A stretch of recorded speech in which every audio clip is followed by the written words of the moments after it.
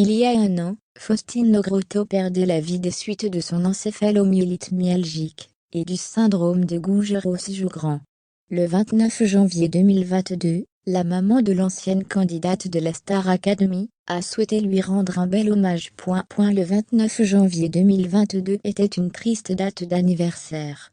Il y a un an, Faustine Nogrotto est morte à l'âge de 31 ans grâce au suicide assisté. La jeune femme révélée au grand public lors de la saison 6 de la Star Academy, 2006, souffrait d'une maladie auto-immune incurable, le syndrome de Gougerot-Sjogren, ainsi que d'encéphalomyélite myalgique, M. Samedi dernier, sa maman a tenu à lui rendre hommage sur son compte Facebook. Perdre l'un de ses proches est l'une des épreuves les plus difficiles de la vie. Une situation que Christine, la maman de Faustine Nogrotto, a malheureusement connue, il y a un an.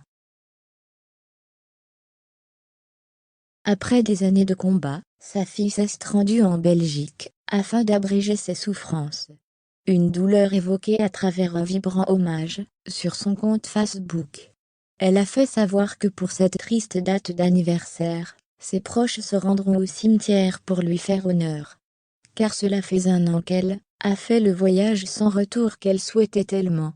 Une épreuve qui a été traumatisante pour sa famille, et qui restera à jamais dans leur cœur. J'étais déconnectée et je n'imaginais pas, quand je t'ai quitté à l'hôpital, que je ne te reverrais plus jamais. C'est une douleur si profonde en moi. Tu étais une fille adorable et moi, ta maman, je t'ai vu souffrir, j'aurais voulu te garder près de moi, mais c'était de l'égoïsme de ne pas respecter ton choix. Je souffre de ton absence, mais toi tu es libérée. Tu manques à beaucoup, et j'espère que tu vois de là-haut comment tu étais aimée, a-t-elle ensuite écrit. L'association Millions Missing France, qui milite pour la connaissance et la reconnaissance de l'encéphalomyélite myalgique, M, en France, auprès de laquelle Faustine Nogrotto était engagée, a aussi tenu à lui dédier une publication en évoquant son parcours, et en partageant ses chansons et ses témoignages.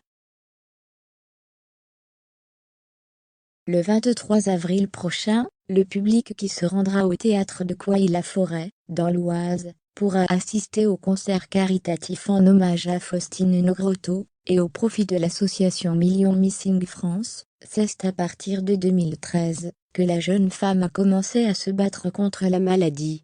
Une souffrance sur laquelle elle s'était notamment confiée auprès de Closet, 2 ans plus tard.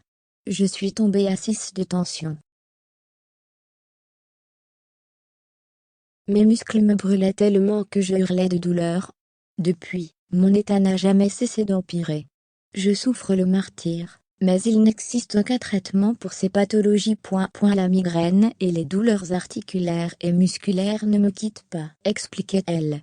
Malgré tout, elle s'est battue, et avait fait son retour en 2016 à la télévision, dans N'oubliez pas les paroles. Elle avait fait don de ses 10 000 € à 2 associations d'aide aux malades. Mais le 29 janvier 2021, elle est morte, comme l'avaient annoncé ses proches. Et en février, la fondatrice de l'association Millions Missing France Chantal Somme, avait révélé lors d'un entretien pour TV-Ma, que Faustine Nogrotto avait mis fin à ses souffrances grâce à l'euthanasie. Son dossier de demande de suicide assisté était monté depuis 2 ans et c'est l'aggravation de son état de ces derniers mois qui a permis son acceptation dans ce programme d'aide, avait-elle notamment déclaré